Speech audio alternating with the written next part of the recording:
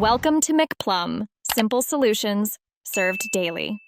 In this video, I will explain how to close your Ford Escape hood. First, make sure your hands and any tools are completely clear of the engine compartment. This prevents injury and ensures nothing obstructs the closing process. Next, gently lower the hood until it's about 8 to 12 inches above the fully closed position. This prepares it for a secure and proper latch. Once the hood is lowered to the correct height, simply release it. Let gravity do the work, allowing the hood to fall naturally into place. There's no need to push down on the hood with your hands, as this can potentially cause dents or damage to the hood surface.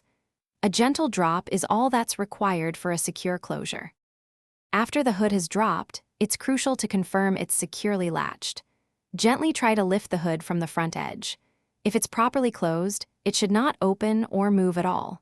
If you find that the hood lifts or feels loose, simply repeat the closing process from the beginning, ensuring a firm and complete latch.